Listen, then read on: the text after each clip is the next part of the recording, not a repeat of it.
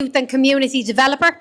So he's going to recite There's Only One You. Now, I will say I met Shaen as well through my teaching role, and he's an amazing community leader, and he's, come in and visited our students, and they've come and visited Shaen when he worked in the loft. So he's a very generous person to give of his time and his expertise and his personal story also.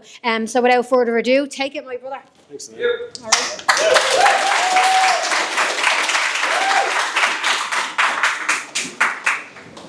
There is only one, verse 2. Sold out in the way, close to the knit rather than fray. Crass, clean-cut edge, not rough or rugged instead. Gamble with life and death.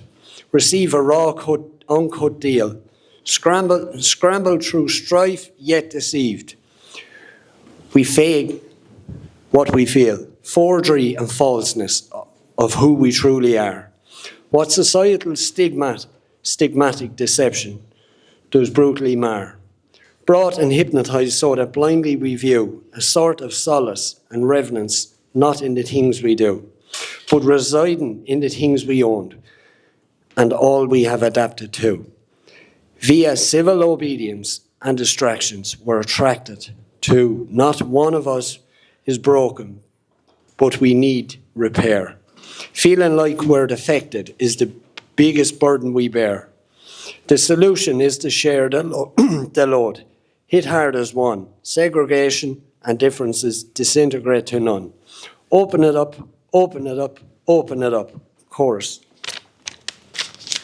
Open it up, let loose. What's trapped and hidden, the heartbeat of the city, an unrealming rhythm. That's how the hardship we combine. By rhythmic speech, identify our shared decline.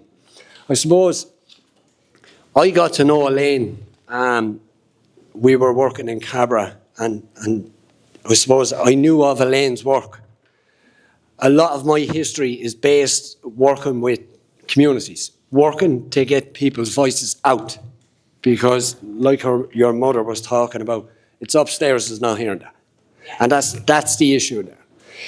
This piece, Elaine had asked me to recite it, and I was like, why?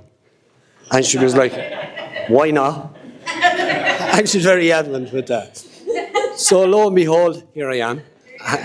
And at the same side of it, there's a huge message involved in that verse. The message around that is that, there's barriers in play that people don't know. There's stigmas in play that people are marred with. People believe they're broken, but they're not. The system says that, and that's the problem.